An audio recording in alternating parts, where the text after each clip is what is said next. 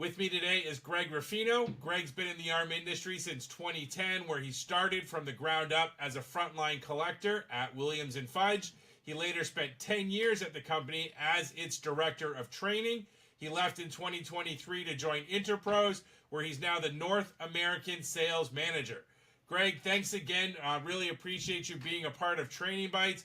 Would love to get your thoughts on what's the best way for collectors to practice or refine their tone of voice so that they have the right tone when they're having conversations with consumers?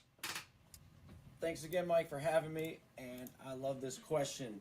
So tone is super important. As you may have heard before, it's not always what you say, but how you say it. I firmly believe in that, and we probably all have conversations in our life where we've seen it go in a good or bad direction based on our use of tone or somebody else's use of tone over the actual words that they said. So for me, the one piece of information that I want to know more than anything else when I look at a consumer file and I've got them in conversation or I'm preparing for that conversation is I want to know, have we ever spoke to this person in the past before? And in the event that we have never spoken to this person before and it's a first conversation, I certainly need to have a more open and soft, friendly tone because I'm trying to build that rapport, trying to build the connection, not trying to scare them off yet. To the contrary, if we've had multiple phone calls with this individual before and we're hearing the same stories, their lack of commitment, their lack of actions, their same stalls and objections, I think it's entirely appropriate where our tone gets a little bit more elevated, a little bit more stern, higher accountability and expectation. But again, we're not going to get into an argumentative kind of tone, just more of a motherly, fatherly, I'm expecting you to take action on this kind of tone. At the end of the day, in any great conversation, we should be excellent, active listeners as a debt collector. And an easy number would be that consumer should be talking 2/3 of the time versus my 1/3 of talking in a perfect world. And that kind of goes to the notion of, we have 2 ears and 1 mouth, use those accordingly, right? And if I'm allowing them to do more of the talking, I'm hearing the direction they're going in, I'm hearing them articulate their situation, and if they are presenting themselves with a nice, friendly, trying to make resolution on this account, I'm going to continue to match that with their tone.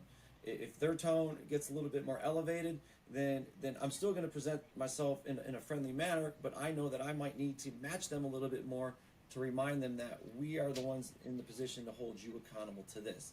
But for you to actually get better, it is a commitment like any other job in training.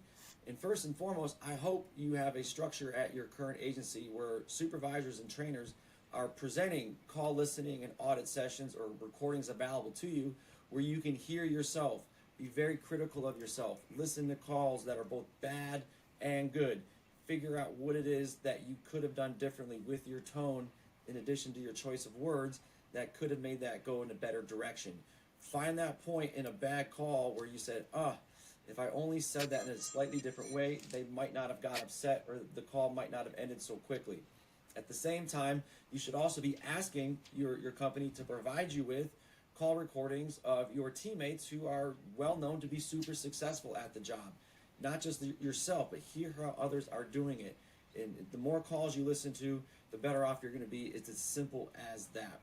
In addition, Mike, there's all kinds of endless information out there. Accountsrecovery.net, here you are. YouTube, all those other things that get well beyond the world of debt collection and how to have great conversations. Neuro-linguistic programming. Roger Weiss is great advocate for that. Jedi mind tricks, all that kind of good stuff that you can go out and discover that's going to make you a better conversationalist. But I think if you deploy those couple bullet points there, your tone is going to be well received by the consumer and you're going to build more rapport and have better success. Excellent. Well, Greg, I love the insights, love the ideas. Really appreciate that. Thank you for being here today and for being a part of Training Bytes. Thanks again to Peak Revenue Learning for sponsoring this series. And thank you, everybody, for watching. We'll be back with another episode next week. Until then, take care.